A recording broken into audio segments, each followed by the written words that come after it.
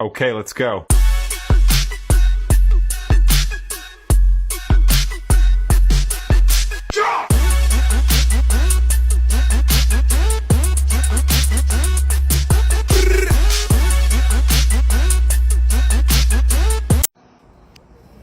So here's a street light, and there's the moonlight. A light and another light. And they say the moon is a reflection of the sun's light. But look, that's a light, and that's obviously a light. If you think the moon is a reflection of the sun's light and not its own light, you're out of your mind. So street light, moonlight. So for one, the moonlight is measurably cooler than the shadow, because the moon, it's a light. It actually casts shadows. So it actually casts really crisp shadows. So the moonlight is measurably cooler than the moon shadow. Also, the moon gives off more gamma than the sun. So if this moon is a reflection of the sun's light, how does it give off more gamma? So that's the moon. It's the cool light. The sun is the warm light. The moon is the pulling. The sun is the giving. The moon, or Luna, is the feminine. The sun is the masculine. It's all energy they're trying to disconnect us from. So the moon isn't a dusty rock in outer fake space. No one can't land on it. Can't land on the moon. No one's ever landed on the moon. It's a luminary. It's a light in the sky. It's the lesser light to rule the night. Also, the moon stands for months. So the lunar cycle is 28 days. There's 13 moon cycles in the year. 13 times 28 is 364. We live in a perfect clock and calendar. What if I told you that radar proves that the Earth is flat? Hear me out. So a radar device is sending out radio waves, usually in the frequency of microwaves, and a 360 pulse, a 360 sweep. And then that electromagnetic field, that pulse, creates this field of information that can receive and transmit information. And then it determines where anything is within that electromagnetic field based off of how long it takes for that wave to transmit back to the device that's sending out the electromagnetic pulse. Well, it's a radial pulse. A radial pulse. And that's what the Earth is. It's a giant electromagnetic realm, a torus field.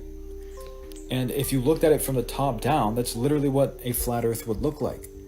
So the radar technology is literally mimicking the technology of the Earth and using its electromagnetic field to pick up information and then determine what the weather patterns are. But then, oh, flat Earth is a myth. Like, come on. Can you not see the connections here? It's all looking pretty similar, isn't it? But yeah, the radial pulse travels in straight lines in a 360 degree in every single direction. But it's only in a straight line, so it being able to go over the curvature of the Earth doesn't quite make any sense to me. And if it makes sense to you, then that's perfectly fine. And if you have some justification of how that's even possible, then please say so in the comments. But I believe that the Earth is flat. And all those radial pulses, that kind of looks like the Earth and its tides. You guys remember that song by the Red Hot Chili Peppers called Californication? There's a lyric in there. There's a line.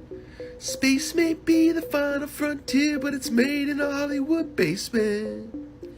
So here's a picture that they give us from Mars. Who's they? NASA. This is from Devon Island in Canada. Who gave you those photos? Because those are the same picture, colored differently, with no sources on them. Okay, you got me. In fact, I cannot prove the legitimacy of these photos. Or this photo right here. Or this one right here. Because where these photos used to belong, as you can see, the cosmic object you were looking for has disappeared beyond the event horizon. they were scrubbed. Yes, these are the exact same photo after selecting auto-tone in Photoshop. Devon Island is real though. If I zoom in this isolated region of Canada, I can find a research base with NASA equipment. I mean, look at this, a NASA sticker. This is Google Earth. You can go check it out. Over here, you can see a van with a NASA sticker. This says Mars over here. Thanks for clarifying this, because that's what the whole conspiracy is about. We know that NASA is on Devon Island, and we know that all the pictures that they take for Mars are from Devon Island. Very similar to Mars. These are real photos. Here's Devon Island. Here's Mars. What's your source? Those are real photos? Is your source NASA? Okay, even if this photo has zero legitimacy whatsoever, let's see why we should trust NASA. It looks like you're in a studio, maybe in Omaha, Nebraska or something. The shot is so clear. Is this a hoax? Are you really in space still? See the hair? Yeah, no, we definitely see your hair there, and we see it going completely straight up because it's hairspray. Why aren't your chains floating? Let's keep on rolling, though. Let's have a look at this harness grab. Why does he grab a harness? I thought they should be just floating in space. Look at him grab the harness. Clearly, he's grabbing the harness. It's plain as day. This guy's just picking up and moving objects at will. Got this dude floating in the background. That's a harness. That's another harness, guys. Look at that. Just floating away with his harness. There's the disappearing man. Whoa, what happened there? Whoa. It's magic. Must be because they're in space. Yeah, that makes sense. This dude, pulling apart a screw, drops on the ground. Watch it drop on the ground. Why isn't it floating? Let's have a look at the technology we went to the moon with that would cost $22 billion to build today. This is what we went to the moon with, guys. How did $1 billion organization like NASA lose this technology and we can't go back to the moon? And you think we're taking pictures of Mars? It's hysterical. That is tinfoil. There's more tinfoil for you. This is what you think we went to the moon with. Yeah, okay. Let's believe NASA, guys. That's a good source. And I'll leave you with this. This is what Mars really looks like under a Nikon P1000. Camera that was discontinued after involvement with NASA. Does this look like a physical object to you guys? Don't believe people like this. More than likely paid to deceive humanity. What the stars and the planets really are. They're frequencies of light within the waters above, just like all of our ancestors told us. And the real truth to everything is found within. Peace and love. We never landed on the moon. That's my thought of the day. No way. Don't believe it. Back in the late 60s, early 70s, they say we went a bunch of times.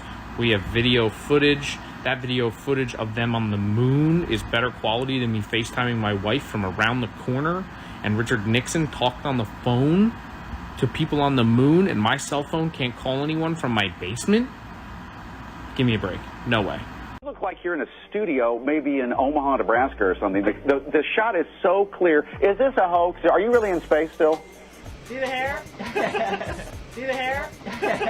Oh yeah, we see your hair, and we can totally see the hairspray that is quite obviously in your hair. But that's not even the worst part of this video. Now keep your eyes right here. He obviously pulls on something, a wire harness, something. And then there's this guy who's handling something invisible and then putting it on the shelf where it's obviously supposed to go. And then there's this guy who's just casually floating back and forth just to show we're in space, in case you forgot. And then we have this guy here. It's the incredible disappearing astronaut. What just happened there?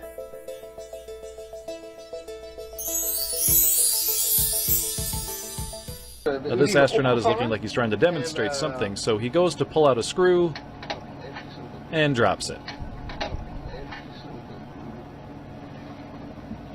And here we have Tom Cruise in the first Mission Impossible movie wearing a harness. Oh no, it's just an astronaut wearing a harness. Check this one out. This dude totally gets his leg stuck. Look right there. Here, I had to show it again. Look at that. Now, we all know that they do actually train astronauts underwater to mimic what it's like to be in outer space. But in this next footage here, it's supposed to be a spacewalk, when you can clearly see in the reflection what looks to be a scuba diver taking the video.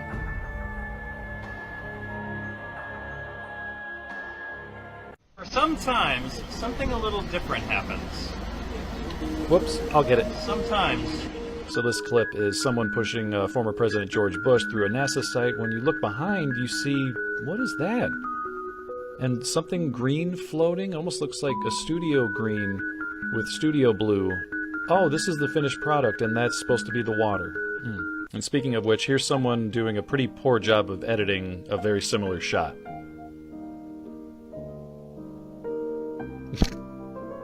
That's how water works.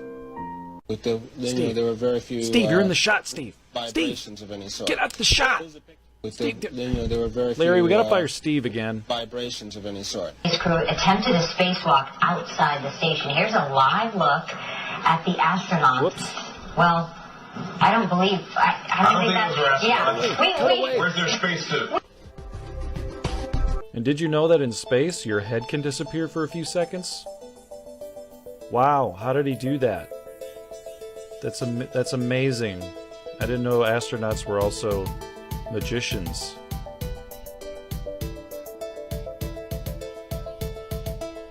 Oh my gosh, you guys, look how everything is floating. Look at that. Oh, except the water. Don't look at that. I don't know what this guy's holding, but it is super heavy. Look, he almost drops it in space and it goes straight down. Oh my gosh, it's so heavy. Larry, how's it going up there? Yeah, you got that tuna can I sent you? Great. Oh my God, Larry, what happened? Larry, we lost you. Well, we have your head, but not your body. Larry. I'm Don Pettit. I'm a NASA astronaut, and I'm on the International Space Station. Give me a summary of what the mission goals are for your time on orbit and what responsibilities and jobs are going to be yours when you're up there. Well, I'm one of the science guys, and I'm one of the repair guys. And fortunately, there's lots of science and lots of repair to do on station, so that will certainly keep us all busy. Give me a couple of examples, if you would, of some of the human life sciences experiments that you're going to be involved with on this flight. Well, living and working in space go along with doing science experiments in space.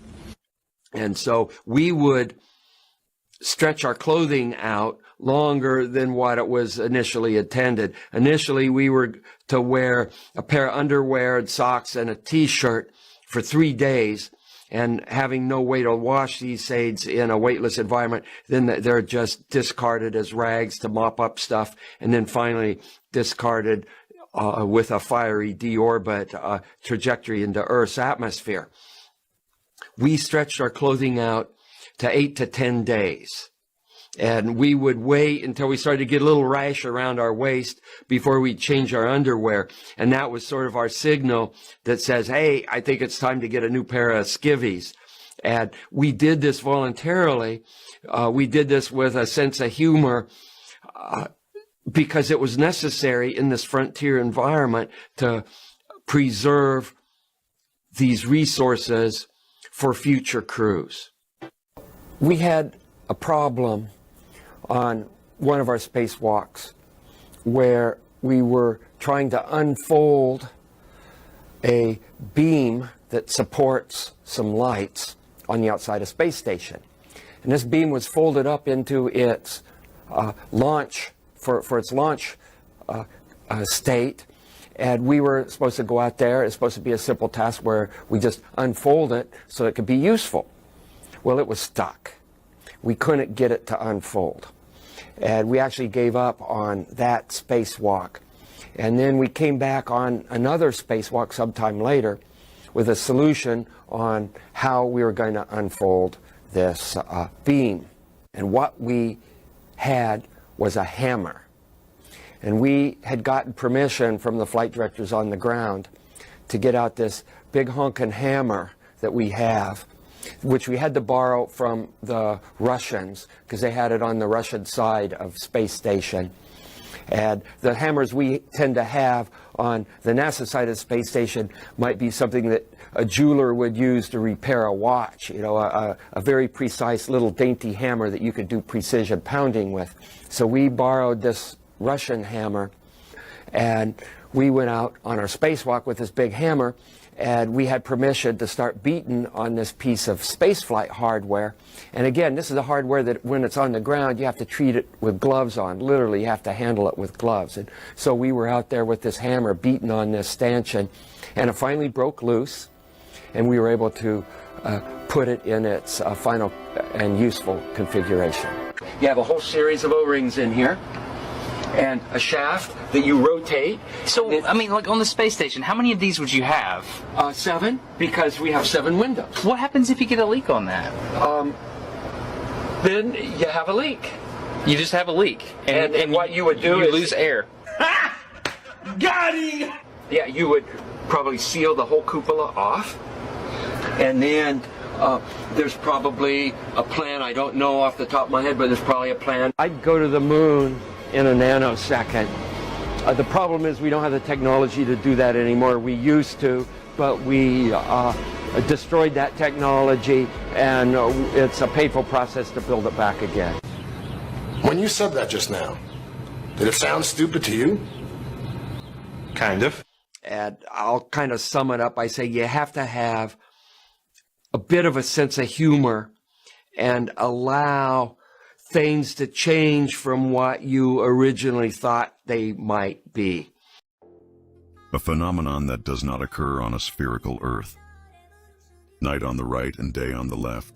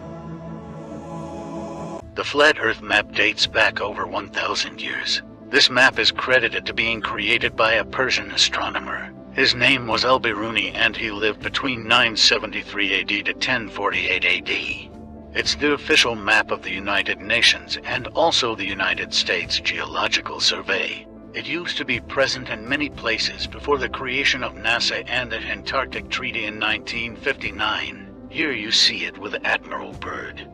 This map has been restored by Dmitry from Russia with suggestions of mine, Idialenkar. Known by my YouTube channel Flat Earth Banjo, I asked Dmitry to include the Bermuda Triangle and Point Nemo, a place deep in the Pacific where NASA buries rockets. Then Robert Tozzi, a professional mapmaker, came along and enhanced the map even more. There are many people now selling this map online, but if you could order it from my online store, I would greatly appreciate it. Visit my online store now and order one of the items. I humbly thank you.